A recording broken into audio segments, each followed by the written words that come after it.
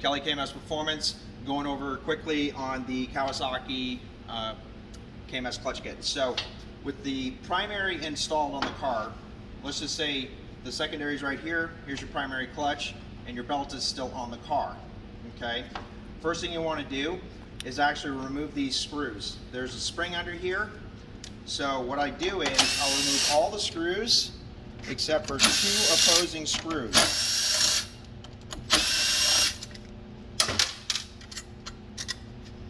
Okay, so at this point, this is actually going to have tension on it, so you just kind of put your hand right here, and you take these 2 screws out, and then you can just, with both hands, slowly release the spring pressure. You remove the cap, and you remove this spring. Now at this point, you fully remove the belt off of the car. Okay, so now that you remove the belt, this portion of the clutch will slide down. At this point, you're going to want to remove one of the circlips off of each of the pins. Okay, the circlip on this side has already been removed, so we slide the pin out and you can remove the factory weights.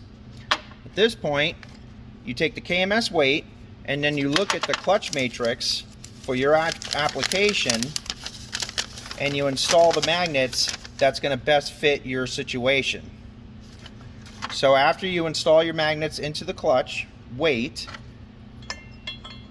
I typically raise up the weight a little bit like that, kind of make it do a little wheelie going in.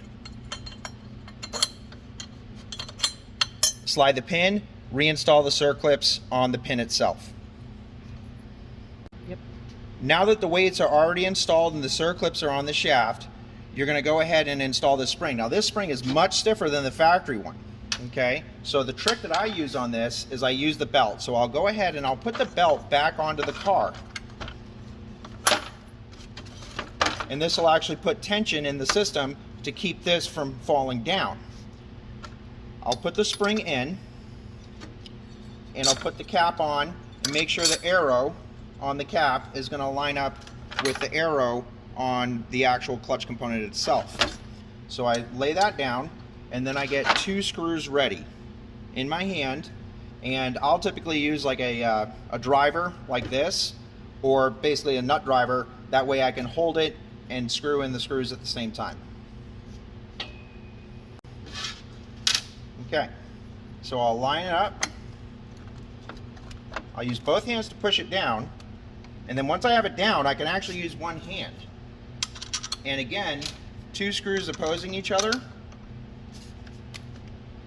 and I'll just get them started. I'm not going to run them all the way down, I'm just going to get them started. This one's being a little stubborn. Okay, so I got my screws started, and at this point I can go ahead and install the other pieces of hardware.